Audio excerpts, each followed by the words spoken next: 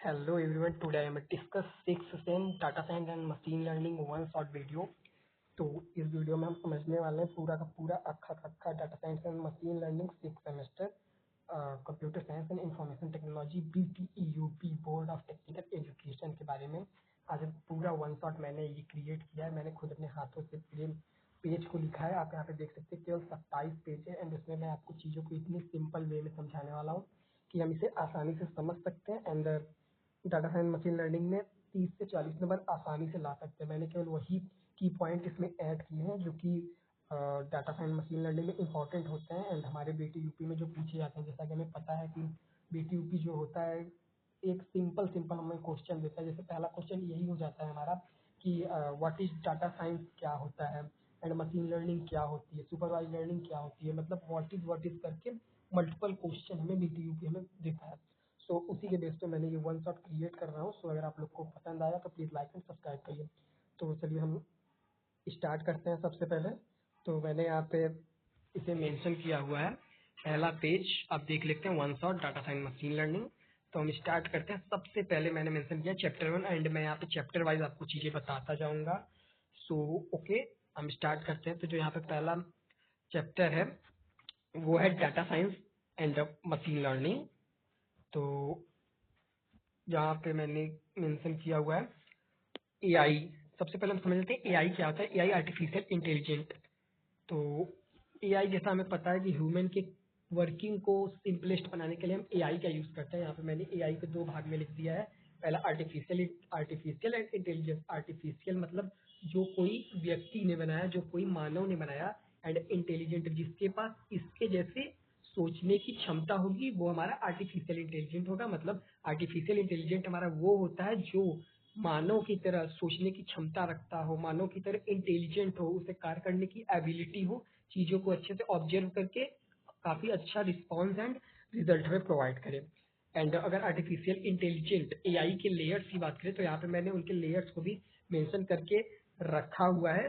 तो हम सबसे पहले इसके लेयर को देख लेते हैं। सबसे पहले यहाँ पे जो लेयर मैंने क्रिएट किया है रहेगा पहला डीप लर्निंग, उसके बाद मशीन लर्निंग एंड थर्ड वाला है आर्टिफिशियल। आप इस तरह भी लिख सकते हैं, deep learning and machine learning and AI. सबसे पहले हम डीप लर्निंग पे काम करेंगे, फिर डीप लर्निंग जो होगा मशीन को लर्न कराएगा, मशीन को लर्न कराने के बाद हमारे एआई उत्पन्न होगा, एआई आर्टिफिशियल इंटेलिजेंस का जन्म होगा। तो यहाँ तक चीजें आपको इजी वे में समझ में आ गई होंगी। तो यहाँ पे मैंने जो टेक्निकल टर्म्स में लिखा है उसे समझ मेंशन किया है उसे समझ लेते हैं कि एआई क्या होता है। Artificial intelligent is a technology जो कंप्यूटर और मशीन जो कंप्यूटर और मशीन को इंसानों की तरह सोचने, ये पॉइंट बहुत इंपॉर्टेंट है, निर्णय लेने की प्रॉब्लम सॉल्व करने की मदद करती है। सिंपल टर्म्स में मैंने जैसा बताया कि इंसानों की तरह समझने वाली चीज एआई होगी, जो इंसानों की तरह काम करेगी वो हमारी एआई होगी। यहाँ तक चीजें आपको समझ में आ गई होगी। एंड यहाँ पे मैंने मेंशन किया है मशीन को स्मार्ट बनाने के लिए हमें तीन चीजें करनी पड़ती है। मतलब इस एआई को हमें अगर अच्छा बनाना है तो उसके लिए तीन चीजें करनी पड़ेगी। पहला होगा लर्निंग, मशीन को सिखाना पड़ेगा कि चीजों को इस तरह से तुम समझो, ऑब्जर्व करो। अगर ये डॉग है तो इसे डॉग ही बोलो, हम कैट नहीं बोल सकते। एंड तो सेकेंड है अंडरस्टैंडिंग, समझने की क्षमता होनी चाहिए। एंड जो फोर्थ है डिसीजन मेकिंग, मतलब यहाँ पे समझ लेते हैं हमारा ये आम है तो जो हमारी मशीन होगी इसे आम ही बोलना है। इसे ये नहीं कि आप इसे भाई इमली बोल दोगे, इसे इमली बोल देंगे। सो इस तरह से चीजें नहीं होंगी। एआई हमेशा, हम बोलते हैं ना एआई काफी इंटेलिजेंट होती है, तो इन्हीं तीन मेथड की वजह से एआई हमारी काफी इंटेलिजेंट होती है। तो अब हम देखते हैं, मैंने यहाँ पे कुछ और चीजें मेंशन किया कि एआई को 1956 ईस्वी में जॉन मैकार्थी ने वर्ड दिया था। इन्होंने डेवलप नहीं किया था बट जॉन मैकार्थी ने एआई का वर्ड यूज किया था। तो हम इनसे ये भी बोल सकते हैं कि एआई का जो नाम दिया वो जॉन मैकार्थी सर थे। And AI data science, machine learning, deep learning पर बेस्ड होता है। बिल्कुल एआई जो हमारा होगा डाटा साइंस, डाटा को लेने के लिए, मशीन को सीखने के लिए एंड काफी deeply knowledge and deep learn के लिए एआई का यूज किया जाएगा। एंड ये सब इंक्लूड होते हैं हमारे एआई को बनाने में। एंड अगर एआई की एग्जांपल देखा जाए तो नॉर्मल से एग्जांपल मैंने मेंशन किया जो सभी को ह्यूमन रोज यूज कर रहा है। तो पहला गूगल असिस्टेंट, दूसरा सीरी, तीसरा एलेक्सा, चौथा चैटबॉट, पांचवा जीमिनी और आप परप्लेक्सिटी, डीप सीक, अदर जितने भी एआई हैं उन्हें हम यहाँ पे मेंशन कर सकते हैं। सो हम नेक्स्ट पे चलते हैं कि मैंने यहाँ पे नेक्स्ट में क्या मेंशन किया है। एआई कंपोनेंट, अगर एआई कंपोनेंट की बात किया जाए तो एआई कंपोनेंट मेन मैंने 4 कंपोनेंट को मेंशन किया है। तो पहला जो एआई कंपोनेंट है वो है मशीन लर्निंग। मैंने जैसे बताया कि मशीन को सिखाने के लिए मशीन लर्निंग का यूज किया जाएगा। 3 प्रकार के होंगे, सुपरवाइज, अनसुपरवाइज, रेनफोर्समेंट। अभी इन तीनों के बारे में हम आगे डीपली तरीके से पढ़ने वाले हैं। दूसरा एनएलपी, न्यूरल लैंग्वेज प्रोसेसिंग। ये मतलब ह्यूमन के न्यूरॉन्स की तरह काम करता है, ह्यूमन के दिमाग की तरह काम करने वाली इसमें प्रोसेसिंग होंगे।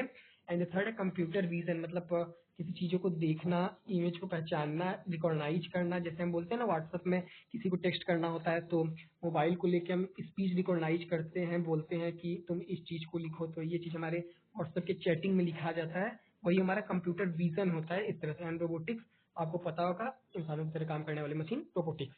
ये एआई के हमारे मेन कंपोनेंट थे। अब हम एक एक करके इनके मैंने कंपोनेंट के बारे में समझते हैं कि क्या क्या होते हैं। जो पहला है एनएलपी, तो मैंने जैसा बताया ना एनएलपी न्यूरल लैंग्वेज प्रोसेसिंग। तो सबसे पहले लिखेंगे एनएलपी क्या होता है। एनएलपी न्यूरल लैंग्वेज प्रोसेसिंग होता है, इसका full form neural language processing होता है। एंड कंप्यूटर को इंसानी भाषा में समझने और प्रोसेस करने की क्षमता जो देगा वो हमारा एनएलपी होगा। एंड एनएलपी का जो एग्जाम्पल एंड इसके जो फीचर्स फंक्शन है वो इस तरह से लिखा है। एनएलपी में हम टेक्स्ट को एनालिसिस करते हैं। एंड सेंटीमेंट एनालिसिस, मतलब भावपूर्ण, जो हमारे मन से भाव निकलता है उस तरह से एनालाइज ही कर सकता है। एंड मशीन में ट्रांसलेशन को यूज कर सकता है। स्पीच रिकॉग्नाइजेशन, मैंने बताया ना कि ह्यूमन वैल्यू को टेक्स्ट में लिख दो एंड ह्यूमन वैल्यू को टेक्स्ट में लिख दो एंड टेक्स्ट वाली वैल्यू को ह्यूमन में लिख दो। एंड द थर्ड है chatbots like Gemini, AI and Perplexity, DeepSeek etcetera.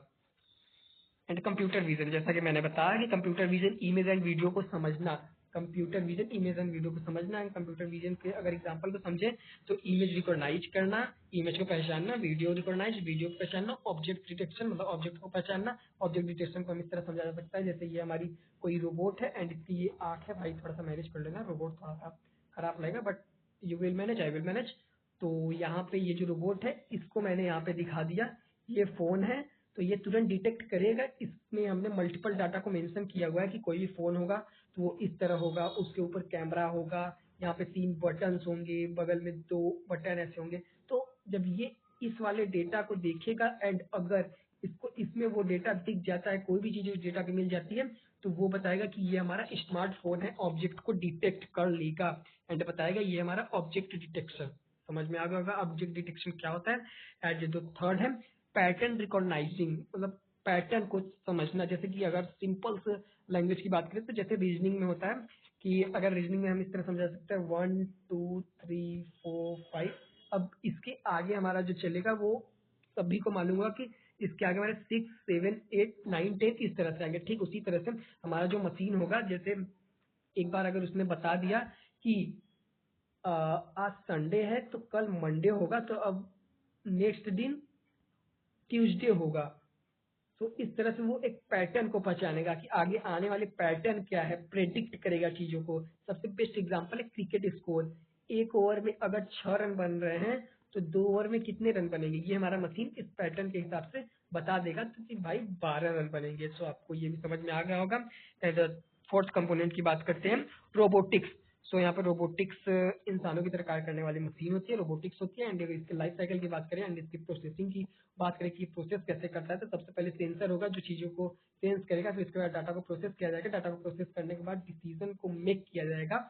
Decision जब मेकिंग हो जाएगा, डिसीजन ले लिया जाएगा तो इसमें कोई एक्शन को परफॉर्म किया जाएगा। एंड एक्शन परफॉर्म होने के बाद जैसे ही हमारा काम हो जाता है तो हम फीडबैक देते हैं। लाइक हम एग्जाम्पल से समझते हैं, हमारे पास कोई डाटा है, उस डाटा को हमने लिया, उस डाटा को प्रोसेस किया कि अब हमें इसे आगे भेजना है और देखना है कि ये डाटा अच्छा है कि खराब है। एक डिसीजन लेंगे एंड डिसीजन अगर हमारा सही होता है तो इस डेटा को आगे भेज देंगे। आगे जैसे ही डेटा यूजर के पास गया तो यूजर हमें फीडबैक देगा कि भाई आपका डेटा तो सही है एंड आपने सही काम किया है। सो आपको मैंने इतने सिंपल टर्म्स में चीजों को समझा दिया। नेक्स्ट हम चलते हैं एप्लीकेशन एआई।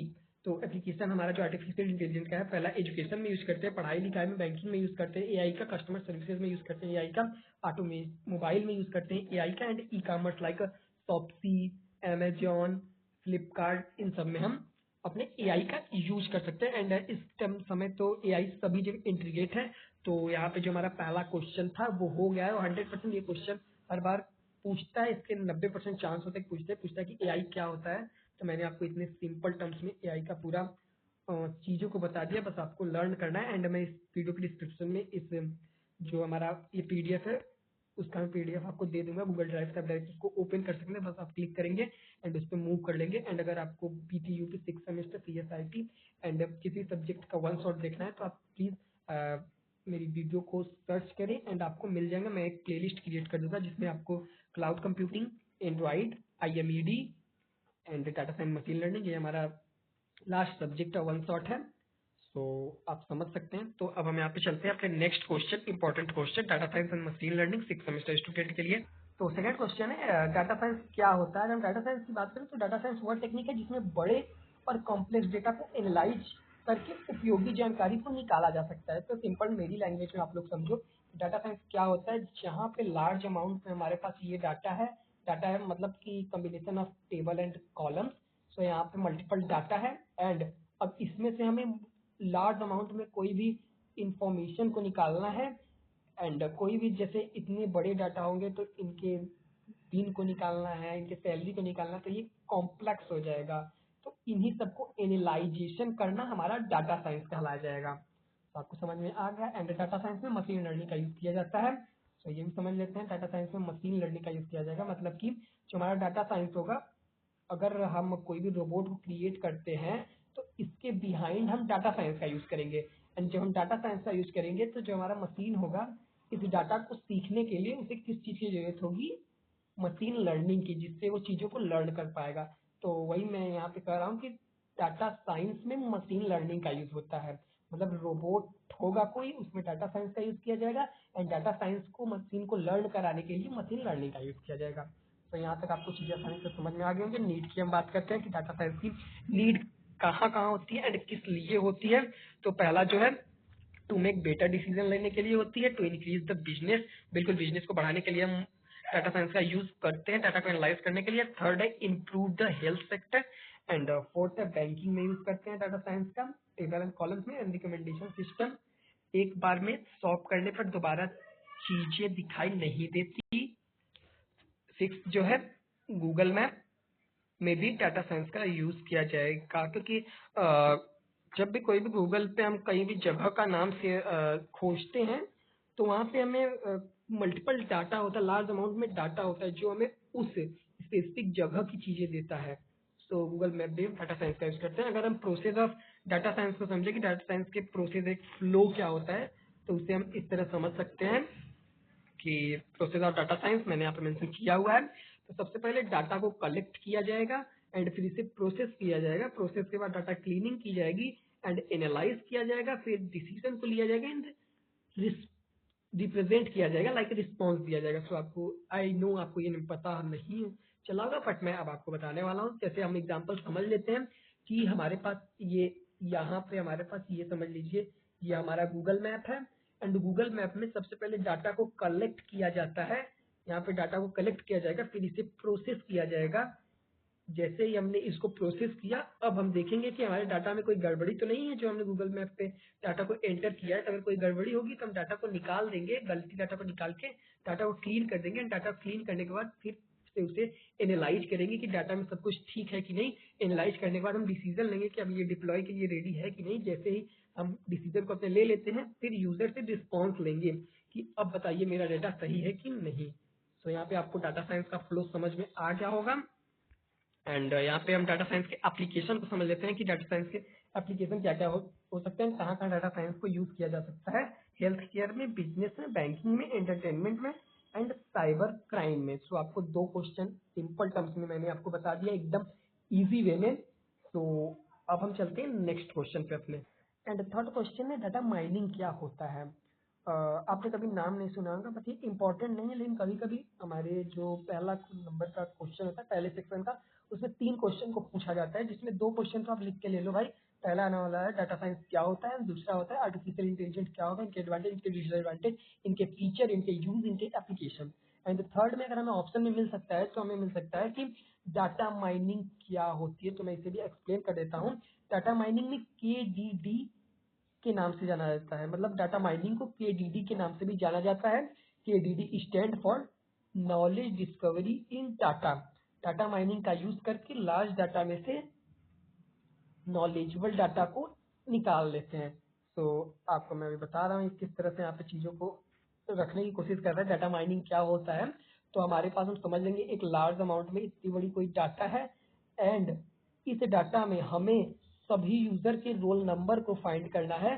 तो अब हम सभी यूजर के रोल नंबर को अगर फाइंड कर लेते हैं तो ये हमारा डाटा माइनिंग होगा कि किसी डाटा में से मेन डाटा को निकालना डाटा माइनिंग कहलाया जाता है। तो आपको समझ में आ गया होगा। एंड यह भी डाटा कलेक्शन का एक तरीका है। बिल्कुल डाटा को जहां भी कलेक्ट किया जाएगा डाटा माइनिंग का यूज करके हम मेन डाटा को फेच कर लेंगे, वो हमारा डाटा माइनिंग होगा। एंड डाटा माइनिंग की अगर प्रोसेस की बात करें तो सबसे पहले यहाँ पे प्रॉब्लम को डिफाइन किया जाएगा एंड फिर डाटा को कलेक्ट किया जाएगा। डाटा को कलेक्ट करने के बाद क्लीन किया जाएगा एंड डाटा की क्लीनिंग की जाएगी एंड फिर उसके बाद डाटा स्टोर एंड फिर एनालाइज किया जाएगा। एंड अगर हम इसके डाटा माइनिंग के एडवांटेज की बात करें तो हम इसके एडवांटेज में भी लिख सकते हैं कि इंफॉर्मेशन को फेच करना एंड सिंपल होता है। एंड यहाँ पे डाटा माइनिंग में हम ये भी लिख सकते हैं कि जो डाटा माइनिंग होगी किसी भी यूजर के डाटा को कलेक्ट करने के लिए, या कलेक्शन भी लिखा जा सकता है। तो आपको एडवांटेज अगर लिखना हो तो आप लिखिए, बट जो चीज़ें मैंने यहाँ पे मेंशन की है सो प्लीज उसे ज़रूर अपने एग्जाम में मेंशन करके आइए। एंड मैंने यहाँ पे एक छोटे से टर्म्स में पॉइंट में भी लिख दिया है कि बड़े डेटा में से यूजफुल पैटर्न को फाइंड करना एंड निकालना हमारा डाटा माइनिंग कहलाता है। तो यहाँ तक की चीज़ें आप लोग को सिंपल समझ में आई होंगी। एंड नेक्स्ट जो क्वेश्चन है, ये क्वेश्चन हर बार पूछा जाता है तो मैं इस क्वेश्चन को इम्पोर्टेंट क्वेश्चन के अंतर्गत रख रहा हूँ। ये आईएमपी क्वेश्चन होता है, डाटा प्रिपरेशन क्या होता है। मैंने इस पीडीएफ में केवल इम्पोर्टेंट क्वेश्चन को ही मेंशन किया है जो 100% आने की संभावना होती है। एंड आप अगर इस वीडियो को देख के जाते हैं तो 100% गारंटी है कि सारे क्वेश्चंस मिलेंगे और 100% आप उसे अटेम्प्ट करके आएंगे। सो यहाँ पे हम स्टार्ट करते हैं। Data pre processing. Data pre processing क्या होता है, तो यहाँ पे सिंपल से टर्म्स में लिखा गया है कि एक मतलब अलग अलग टाइप में से तोड़ के बताया गया है। डाटा प्रिपरेशन मतलब सिंपल टर्म्स में डाटा को प्रिपेयर करना। तो उसे दो कंडीशन में हमने तोड़ा है। पहला, डाटा जो होता है उसे सूचना कहते हैं एंड प्रिपरेशन मतलब व्यवस्थित करना। किसी भी डेटा को व्यवस्थित करना, उसकी प्रिपेयर करना डाटा प्रिपरेशन कहलाती है। एंड यहाँ पे नेक्स्ट की हम बात करते हैं, रॉ डाटा को इस प्रकार से मैनेज करना जिससे डाटा के machine learning and data mining में यूज किया जा सके। अगर डेटा को सही तरह से प्रिपेयर नहीं किया जाएगा तो मशीन गलत परिणाम देगी। सो यहाँ पे हमारा कोई प्रोजेक्ट होगा मशीन लर्निंग का एंड अगर हम इस मशीन को सही से लर्न कराना है तो हमें एक स्ट्रक्चर डाटा को देना पड़ेगा एंड डाटा की सही तरीके से प्री प्रोसेसिंग एंड प्रिपरेशन करनी पड़ेगी जिससे डाटा आसानी से अंडरस्टैंडिंग एंड मशीन को लर्न कर सके। डेटा को प्रिपेयर करने की मेन 4 स्टेप है। पहला, डेटा को कलेक्ट किया जाएगा लाइक डाटाबेस में हम कलेक्ट कर सकते हैं स्प्रेडशीट में लाइक गूगल शीट। एंड फिर डाटा की क्लीनिंग करेंगे, डाटा में कोई गंदगी तो नहीं है, डुप्लीकेट डाटा को क्लीन किया जाएगा एंड फिर डाटा का ट्रांसफॉर्मेशन किया जाएगा। डाटा को सही फॉर्मेट में लाया जाएगा। गलत फॉर्मेट में होने से डाटा हमारा जो होगा वो हमें गलत परिणाम देगा एंड इसके लिए हम नॉर्मलाइजेशन, जर्नलाइजेशन एंड स्केलिंग का यूज करेंगे। एंड फिर डाटा को इंटीग्रेशन करेंगे, मतलब दो डाटा होगा उसे इंटीग्रेट करके ऐड किया जाएगा, उसे हम डाटा इंटीग्रेशन कहते हैं। एंड फिर डाटा का रिडक्शन किया जाएगा, मतलब कि डाटा में जितने भी डुप्लीकेट चीजें होंगी उन्हें रिड्यूस किया जाएगा, उसे हम डाटा रिडक्शन कहेंगे। फिर डाटा को स्प्लिटिंग किया जाएगा। स्प्लिटिंग मतलब कि जहाँ पे डेटा में की एंड वैल्यू के पेयर में होंगे उस तरह स्प्लिट किया जाएगा। एंड जहाँ पे काफी समूह में चीजें होंगी उसमें डाटा को स्प्लिट किया जाएगा। एंड डाटा स्प्लिटिंग दो तरीके से किया जाएगा, पहला ट्रेनिंग सेट में एंड दूसरा टेस्टिंग सेट में। मतलब ट्रेनिंग सेट में वो डाटा होगा जिसको हम यूज करेंगे एंड ट्रेनिंग करेंगे, एंड टेस्टिंग सेट जहाँ पे डाटा का चेक किया जाएगा कि डाटा सही तरीके से वर्क परफॉर्म कर रहा है कि नहीं। And next IMP question, machine learning. What is machine learning? ये एक आईएमपी क्वेश्चन है जिसे आप 100% याद करके जाइए। मशीन लर्न इटसेल्फ, मशीन खुद को चीजों को सिखाती है, इसे हम मशीन लर्निंग कहते हैं। डाटा से सीखना और डिसीजन को लेना मशीन लर्निंग। मतलब मशीन लर्निंग को इस तरह भी समझा जा सकता है जैसा मैंने बताया, चीजों को प्रेडिक्ट करना।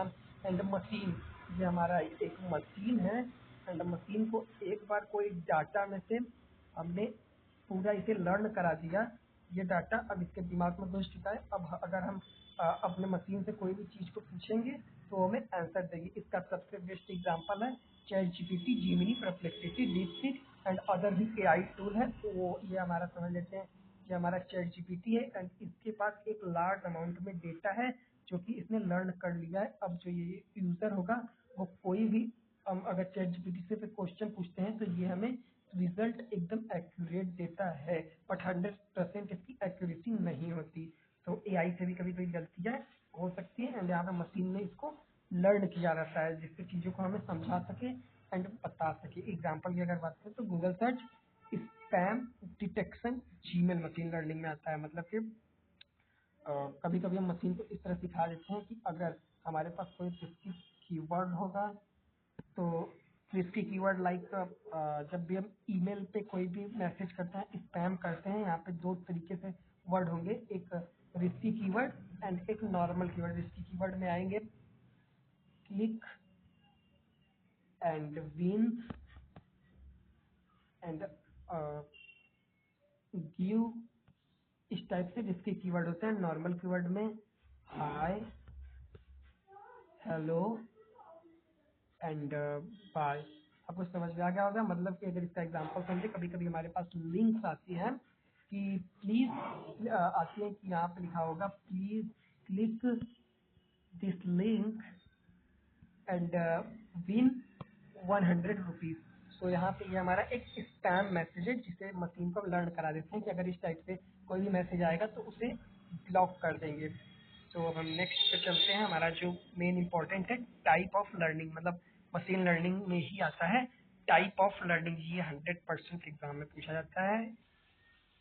एंड अगर टाइप ऑफ लर्निंग की बात करें तो लर्निंग के मेन 3 टाइप होते हैं, एक supervised learning, unsupervised learning, reinforcement learning. But BTU के 6 सेमेस्टर पीएसआईटी के सिलेबस में केवल 2 लर्निंग को दिया गया है, supervised learning and unsupervised learning. And इसमें सुपरवाइज्ड लर्निंग के भी 2 टाइप होते हैं, regression and classification. And unsupervised learning के 2, clustering and Dimensity reduction.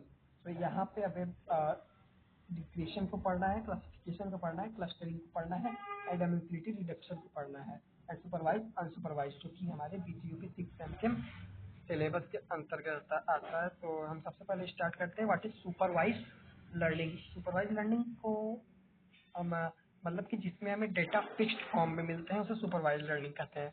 Supervise learning एक मशीन लर्निंग है जिसमें लेबल डाटा को यूज करके मशीन को ट्रेन किया जाता है। मतलब सुपरवाइज लर्निंग वो लर्निंग होगी जिसमें डेटा पहले से फिक्स्ड दिया होगा, उसे हम सुपरवाइज है।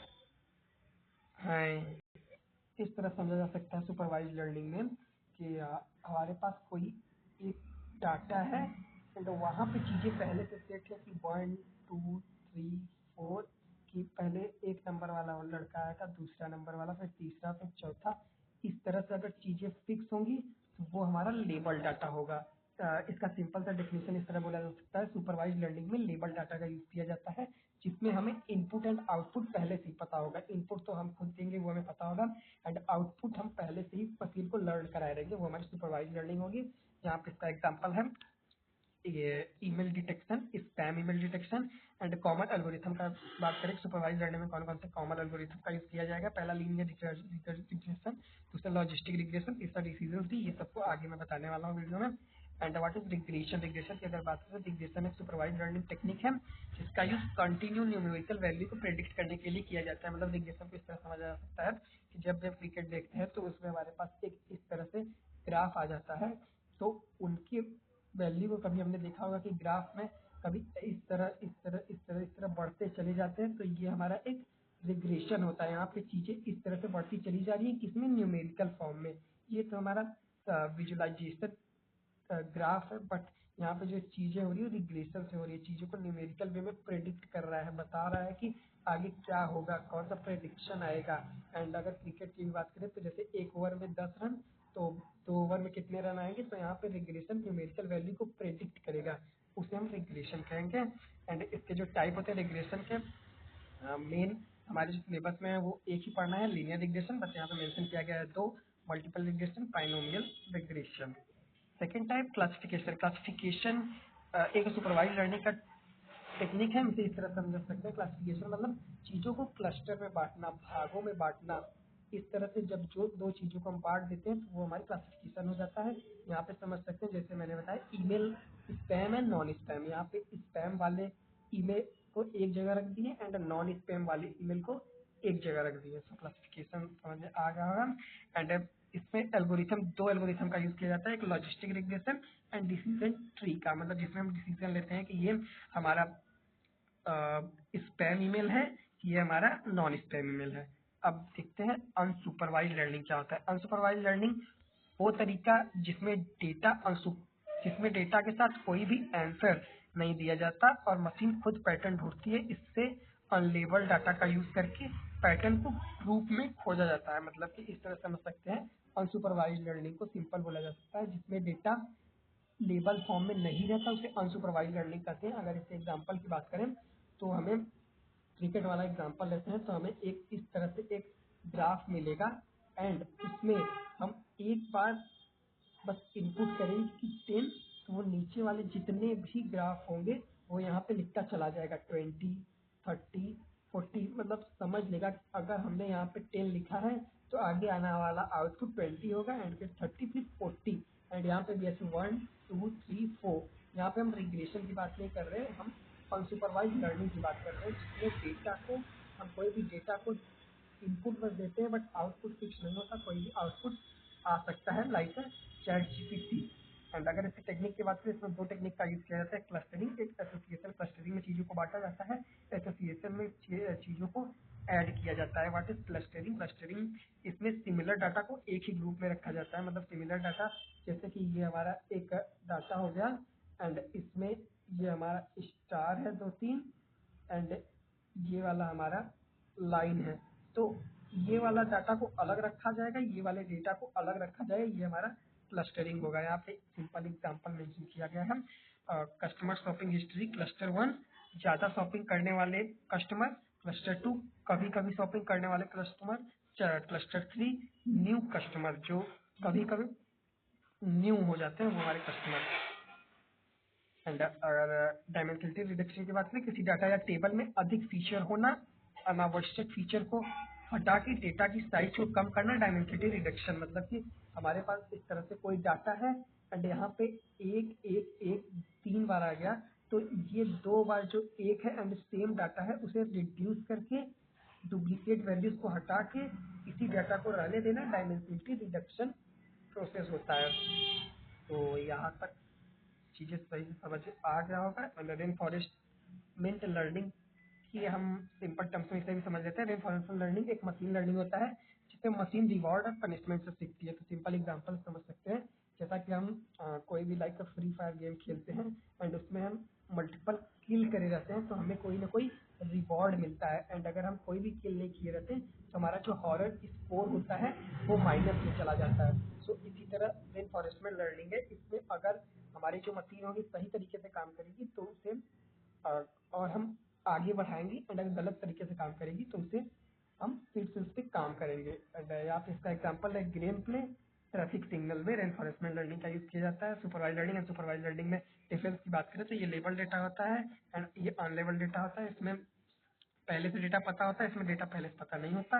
राइट आउटपुट प्रेडिक्ट करता है, डाटा को प्रेडिक्ट करता है। रिग्रेशन क्लासिफिकेशन का यूज किया जाता है, क्लस्टरिंग एसोसिएशन का यूज किया जाता है। स्पैम नॉट स्पैम का एग्जांपल इसमें यूज करेंगे एंड इसमें कस्टमर की ग्रुपिंग का यूज करेंगे। इसमें जो लीनियर रिग्रेशन का यूज किया जाएगा, डिसीजन ट्री का यूज किया जाएगा। इसमें के मीन्स एंड हेरारिकल एल्गोरिथम का यूज किया जाएगा। ये मोर एक्यूरेट होता है, ये कम एक्यूरेट होता है क्योंकि इसमें डाटा पहले से फिक्स नहीं होता है।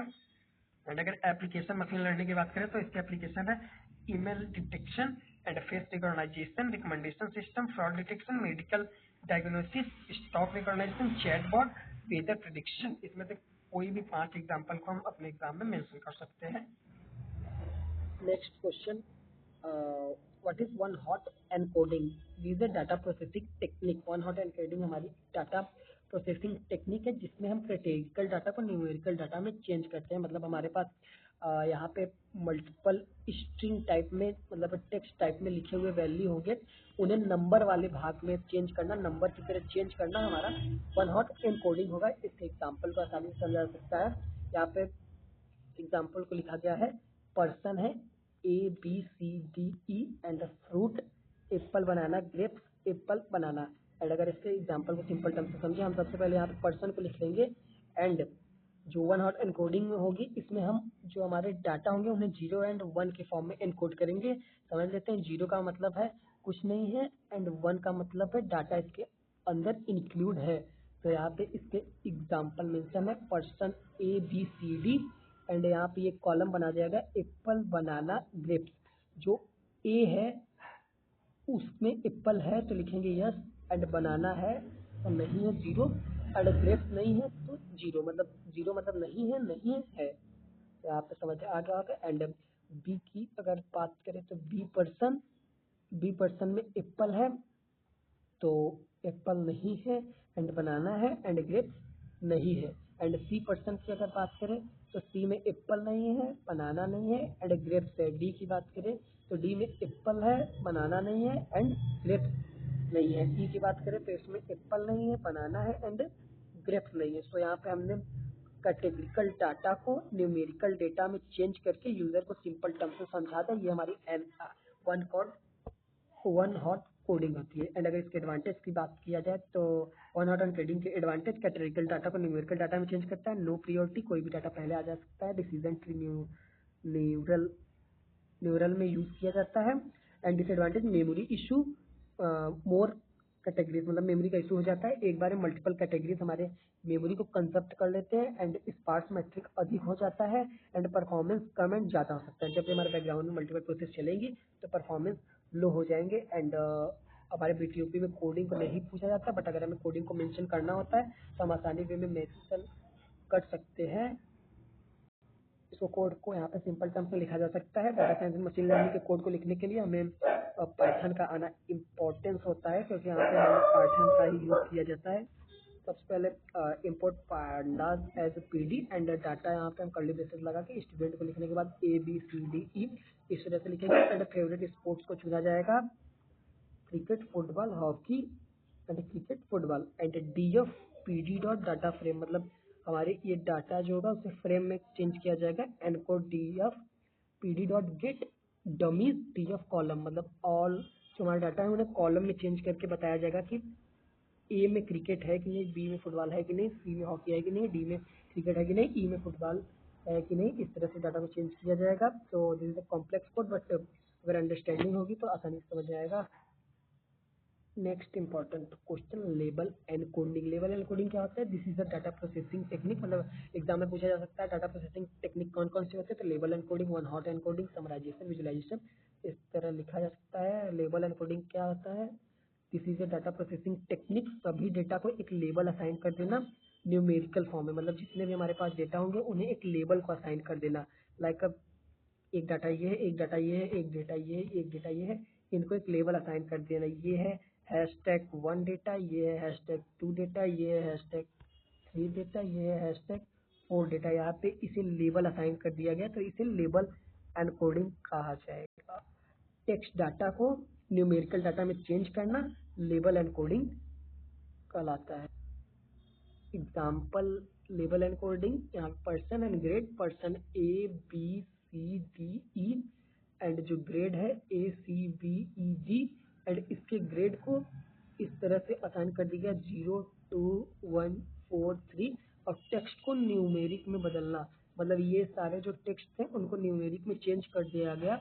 एंड यहाँ पे यूज कर लिया गया कि पर्सन ABCDE एंड जो पर्सन के ग्रेड है वो है ACBED एंड उनके जो लेवल है 0 0 2 1 0 3, इस तरह से।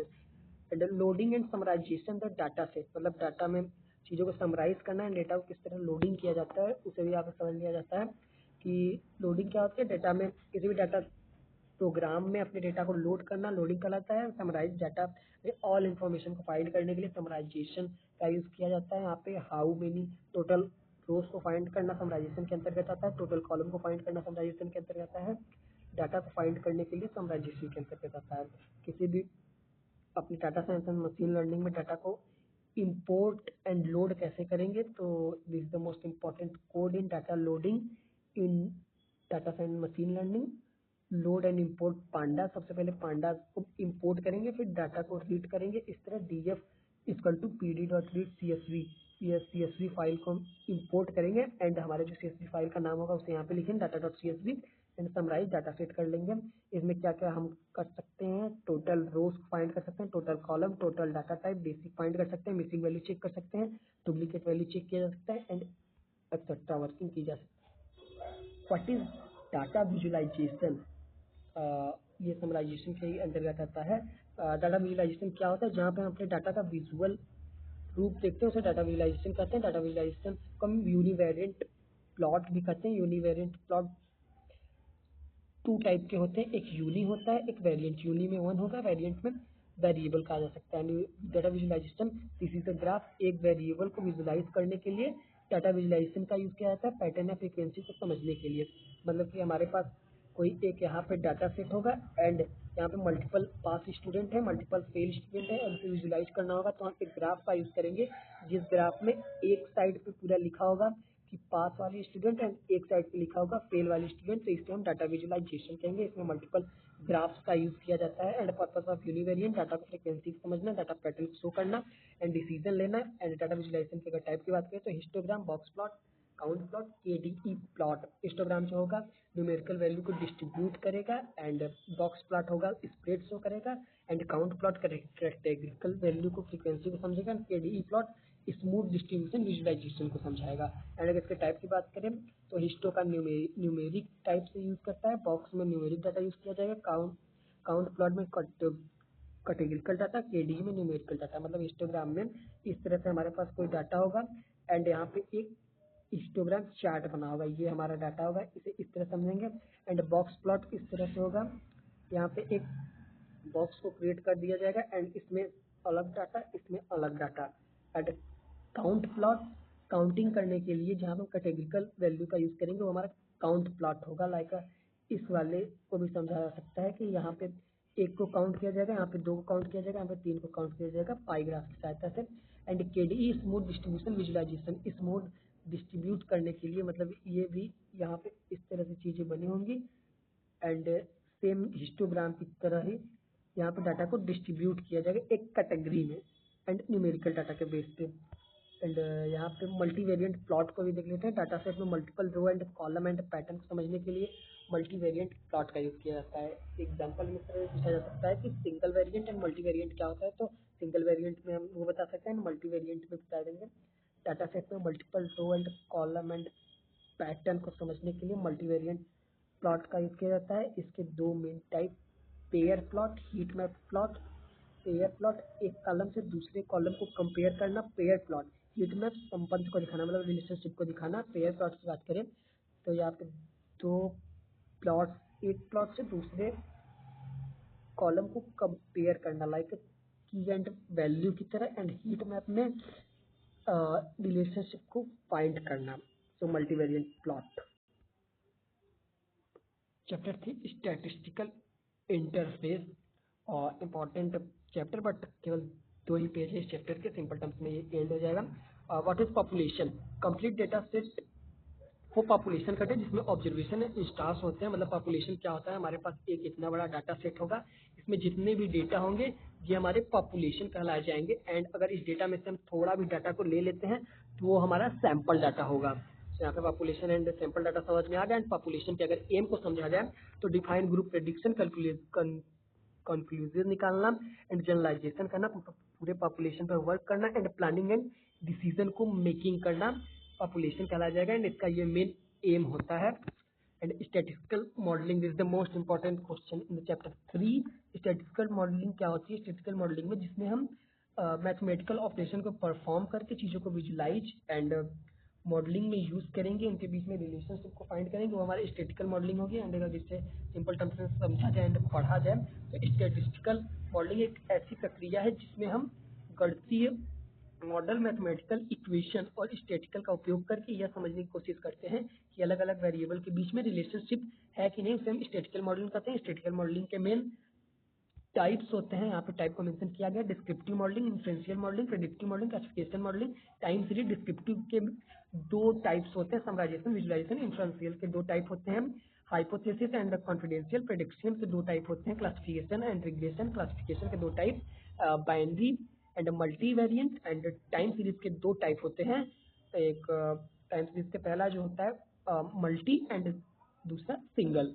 तो अगर इसके टाइप्स को भी डिफाइन किया जाए तो सबसे पहले डिस्क्रिप्टिव मॉडलिंग क्या होती है। डिस्क्रिप्टिव मॉडलिंग का मतलब है डेटा का एक समराइजेशन तैयार करना, सारांश तैयार करना। डिस्क्रिप्टिव मॉडलिंग में हम मेन चीज़ों को यूज़ करते हैं, एक मीन को निकालने का यूज़ करते हैं, मीडियन को निकालते हैं, मोड को निकालते हैं, ग्राफ को निकालते हैं। मोड मतलब क्या होता है, जैसे 1 2 3 4 5 एंड एक एक। तो यहाँ पे जो होगा, जो मोड होगा वो एक होगा, क्योंकि एक है 1 2 3, यहाँ पे 3 बार एक आया है तो एक हमारा मोड होगा। मतलब किसी एक ही डाटा में मल्टीपल बार कोई डाटा आ जाता है तो उसे हम मोड कहते हैं। एंड मीन क्या होता है, किसी डेटा का सेट औसत। औसत मतलब किसी भी डेटा का मीन फाइंड करने के लिए मीन वाले फॉर्मूला का यूज करते हैं। एंड अगर मीडियन को फाइंड करना है तो मल्टीपल डेटा होंगे, उनके बीच वाला जो मान होगा वो हमारा मीडियन होगा। एंड ग्राफ मल्टीपल टाइप होंगे, bar chart, pie chart, histogram. And अगर टाइप डिस्क्रिप्टिव मॉडल की बात करें तो टाइप डिस्क्रिप्टिव मॉडल का मेन टू टाइप है, समराइज करना एंड दूसरा data visualisation. Mean, median, mode, variance आदि शामिल है। डाटा विजुअलाइजेशन में चार्ट शामिल होता है। समराइज मतलब मीन निकालना, मीडियन निकालना। एंड इन्फ्रेंशियल की अगर बात की जाए कि इन्फ्रेंशियल मॉडलिंग क्या होती है, इन्फ्रेंशियल मॉडलिंग में होता है जिसमें अनुमान की टेस्टिंग की जाती है। मतलब ये देखा जाता है कि इस दिन ये हो पाएगा या नहीं, इस तरह होगा कि नहीं। एंड अगर इसके उदाहरण की बात करें, हाइपोथेसिस टेस्टिंग, इसके टाइप की बात करें, hypothesis testing and confidential intervals.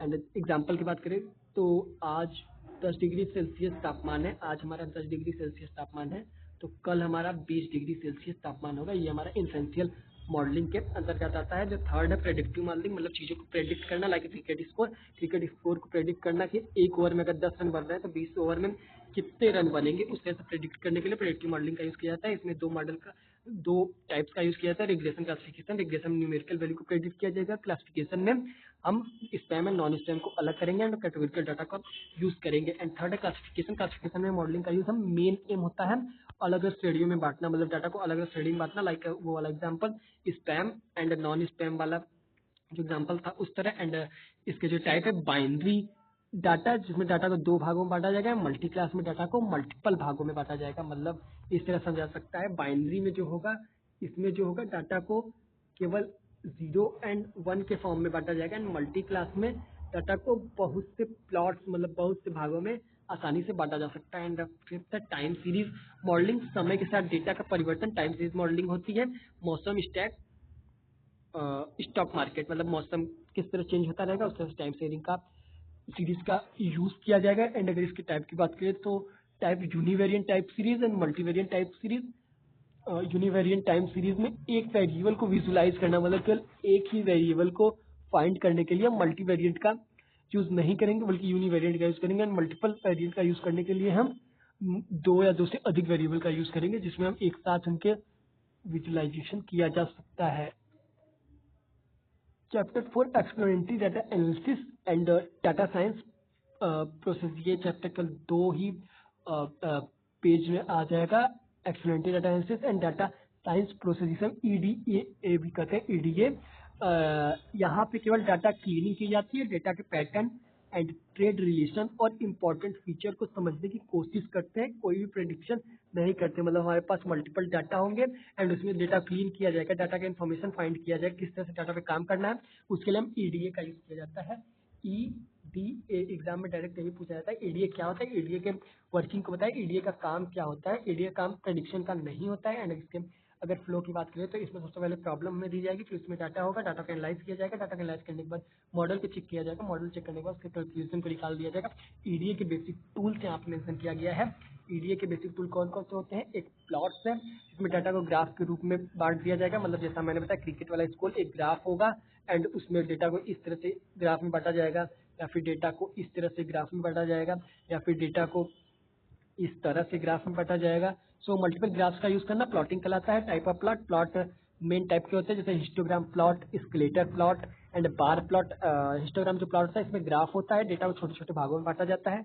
And जो स्केलेटर प्लॉट होता है उसमें रिलेशन को छोटे छोटे डॉट में दिखाया जाता है। बिल्कुल स्केलेटर प्लॉट में छोटे छोटे डॉट से हम अपने डेटा को दिखाया जा सकता है, क्या रिलेशन है। एंड बार ग्राफ की अगर बात करें तो इसमें कैटेगरिकल डाटा का यूज किया जाएगा, मतलब कैटेगरिकल में डाटा को बांटा जाएगा। एंड समरी स्टैटिक्स, जैसा कि पीछे मैंने बताया कि काउंट यहाँ पे किया जाएगा, count, mean, median, average, maximum. Maximum data निकालने के लिए मैक्सिमम, एवरेज फाइंड करने के लिए एवरेज, किसी भी डाटा का मीडियन फाइंड करने के लिए मीडियन, मीन को फाइंड करने के लिए मीन। एंड डाटा को काउंट करने के लिए हमारे डेटा सेट में कितने नेम एंड कितने सैलरी वाले सेक्शन है उनको फाइंड करने के लिए हम काउंट का यूज करेंगे। एंड थर्ड है क्वार्टिलेस, Q1, Q2, Q3, मतलब डेटा को मल्टीपल भागों में बांटने के लिए क्वार्टिलेस का यूज किया जाएगा।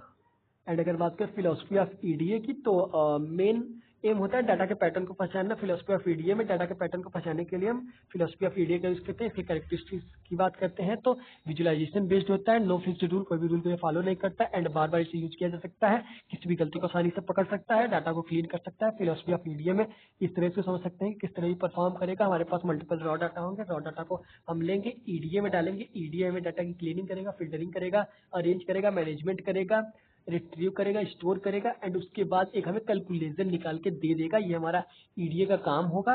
एंड यहाँ पे ईडीए के एडवांटेज एंड डिसएडवांटेज की बात करें तो ईडीए में डेटा की गहराई समझ होनी चाहिए। मॉडल बनाने में सबसे पहला स्टेप होता है ईडीए करना, डाटा को क्लीन एंड मैनेज करना, मिसिंग वैल्यू को, एरर को पकड़ना। एंड डिसएडवांटेज की अगर बात करें तो अलग अलग रूप में समझना, कॉम्प्लेक्स एक्सपीरियंस, मोर टाइम, जिसे हम ईडीए कहते हैं। यहाँ पे ईडीए वाला टॉपिक खत्म हो गया। एंड डाटा साइंस के प्रोसेस, ये यहाँ पे डाटा साइंस प्रोसेस भी हम समझ सकते हैं। ईडीए में मेंशन कर सकते हैं कि जब भी हम ईडीए में डाटा साइंस के काम करने जाते हैं, सबसे पहले हमारे पास बिजनेस प्रॉब्लम आती है, फिर डाटा को हम कलेक्शन करते हैं, डाटा का मैनेज करने के बाद डेटा में ईडीओ करते हैं, फीचर में इंगेजमेंट करते हैं, फिर मॉडल इवेल्युएशन करते हैं, फिर डाटा को विजुलाइज करते हैं।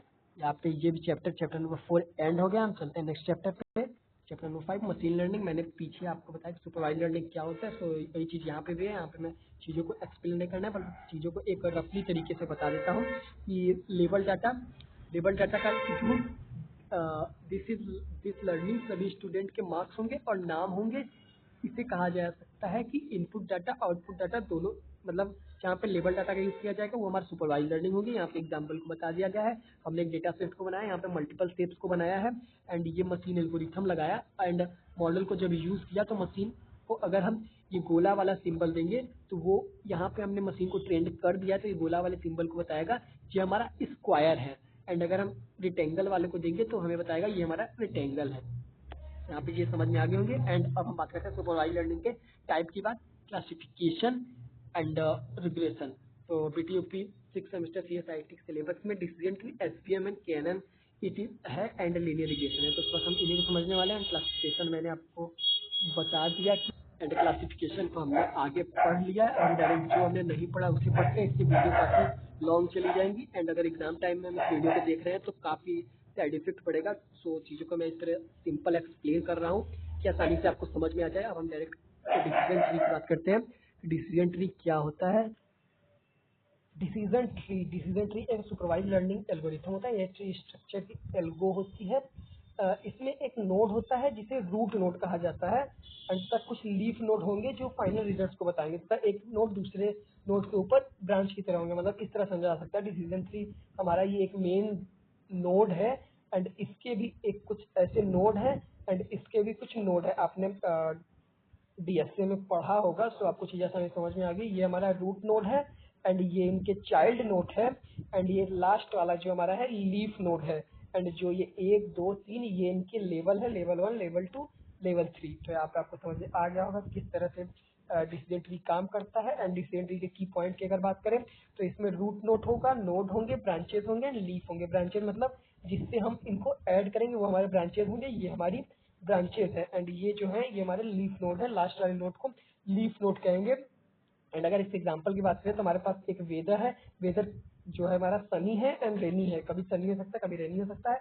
जब सनी रहेगा तो ह्यूमिडिटी रहेगी तो कभी ह्यूमिडिटी हाई रहेगी एंड कभी नॉर्मल रहेगी। एंड जो हमारा रेनी रहेगा वो विंड रहेगा एंड कभी स्ट्रॉन्ग रहेगा, कभी वीक रहेगा।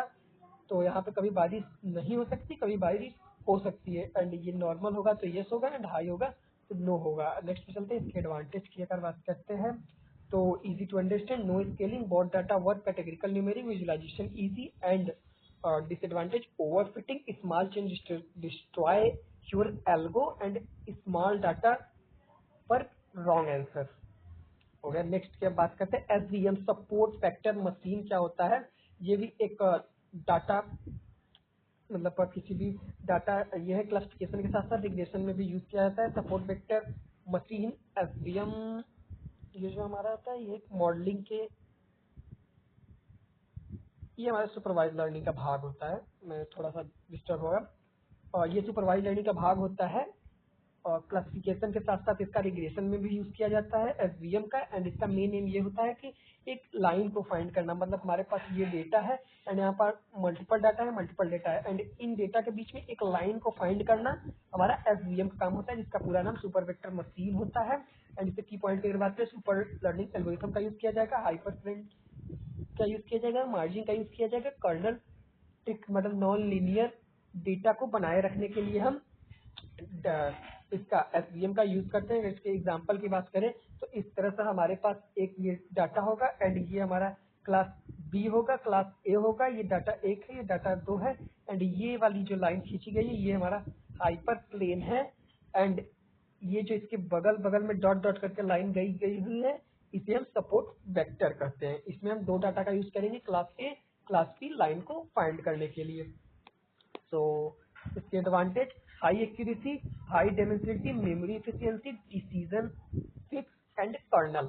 इसके डिसएडवांटेज की अगर बात करें तो slow data and complex kernel selection. की इंस्टेड नेबर्स का अगर बात करें तो ये भी हमारे सुपरवाइज लर्निंग के अंतर्गत आता है। इसमें डिसीजन को सुपरवाइज लर्निंग एल्गोरिथम में इसका यूज किया जाता है एंड इसका मेन एम होता है रिग्रेशन एंड क्लासिफिकेशन का यूज करना। जब भी हमारे पास कोई डेटा नया आएगा तो उसे निर्णय लेने के लिए नेबर्स मतलब पड़ोसी की पॉइंट का यूज किया जाएगा। मतलब हम इसे सिंपल मेरी लैंग्वेज में समझ सकते हैं। हमारे पास ये एक हमारे पास यहाँ पे लार्ज अमाउंट में एक ये डाटा है एंड यहाँ पे हमने ये टेबल बना लिया है एंड इस तरह से हमारे पास डेटा है, ये नेम है एंड ये एज है।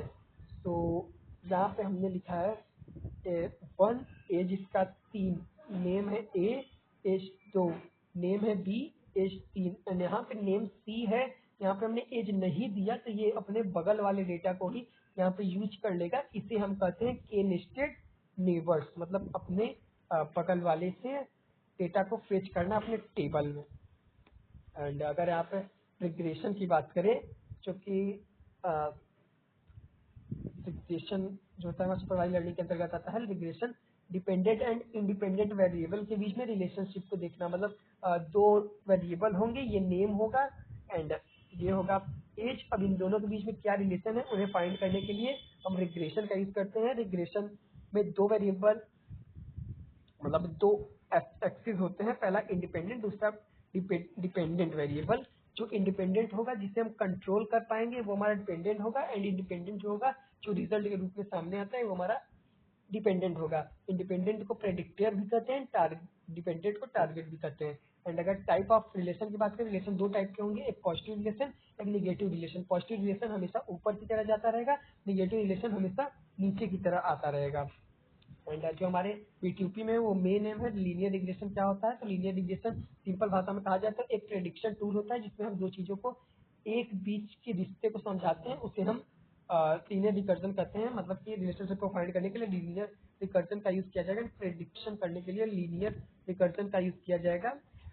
इस तरह से समझा जा सकता है कि ये एक स्टैटिस्टिकल मॉडल है जो डिपेंडेंट वेरिएबल और इंडिपेंडेंट वेरिएबल के बीच एक सीधी लकीर बनाता है। इसका मकसद पॉइंट को ढूंढना, डेटा के सबसे करीब जो डेटा होता है उसे फाइंड करने के लिए रिग्रेशन का यूज किया जाएगा।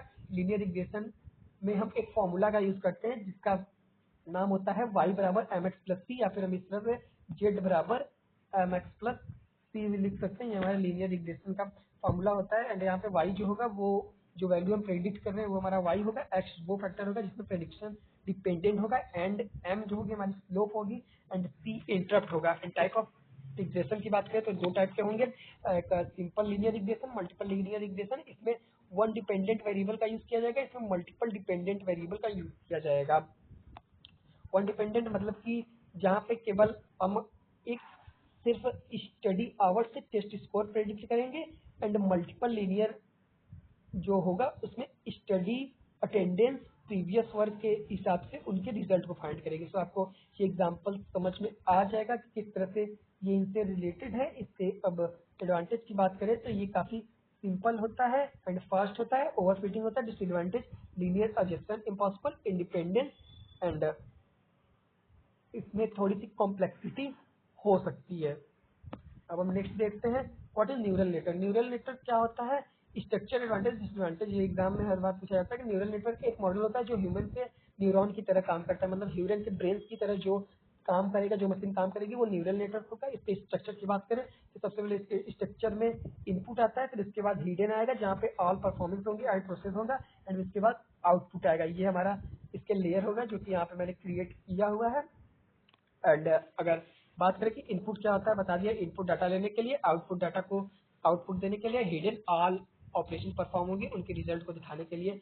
हम बात करेंगे इसके एडवांटेज की। अगर बात करें कि न्यूरल की जो एडवांटेज है क्या होगी, कॉम्प्लेक्स प्रॉब्लम को सॉल्व करने के लिए, डेटा को सीखता है एंड इमेज को रिकॉग्नाइज करने के लिए, हाई एक्यूरेसी के लिए, बहुत ज़्यादा डेटा को फाइंड करना इसके लिए डिसएडवांटेज है, एंड ट्रेनिंग डेटा में टाइम लगता है, हाई प्रोसेस पावर हमारा ज़्यादा कंज्यूम करेगा जब भी प्रोसेस लंबे समय तक चलेगी। एंड चैप्टर 6 की अगर बात करें तो mining social network graph. Social network graph as a social network graph एक रूप से मॉडल दिया जाता है जिसे सोशल ग्राफ कहते हैं। इसमें प्रत्येक व्यक्ति या इकाई एक नोड के रूप में दिखाया जाता है कि उनके बीच कौन कौन सा रिलेशनशिप है। ये भी हमारे ट्री की तरह होता है यहाँ पे, बट ग्राफ की तरह चीज़ों को बताया जाता है जैसा डीएसए में बताया जाता है। यहाँ पे मैंने एग्जांपल बना दिया है कि ये हमारा नोड हो जाएगा एंड यहाँ पे वहाँ पे हम इसे कुछ और कहते थे बट यहाँ पे हम इसे एजेस कहेंगे। ये चीज हमारे यहाँ पे एजेस होगा एंड ये हमारी ग्राफ, ये भी हमारी यहाँ पे नोड ही होंगी। सो हम नेक्स्ट इसके बेस टर्मिनोलॉजीज की बात करते हैं, social network as a graph. And इसके पहले टर्मिनोलॉजीज की बात करते हैं, इसमें कौन कौन सी चीजें आएंगी।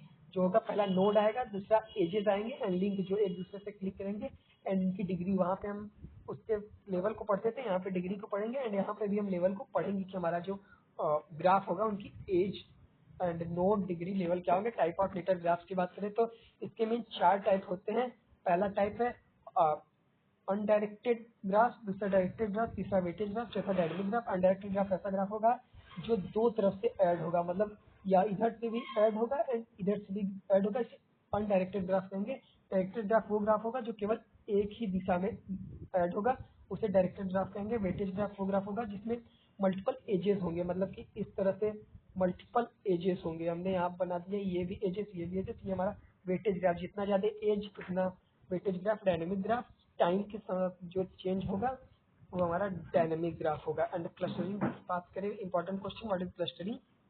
क्लस्टरिंग एक ऐसी तकनीक है जिसमें ग्राफ नोड को इस आधार पर क्लस्टर में बांटा जाता है जिससे वो आपस में कंबाइंड न हो, चीजें अलग अलग हो। लाइक इस तरह एबीसी वाला डेटा अलग रहेगा, डीसीएफ वाला डेटा अलग रहेगा। अब इन्हें हमें ऐड करना है तो हम करेंगे जैसे A B C and D E F ji.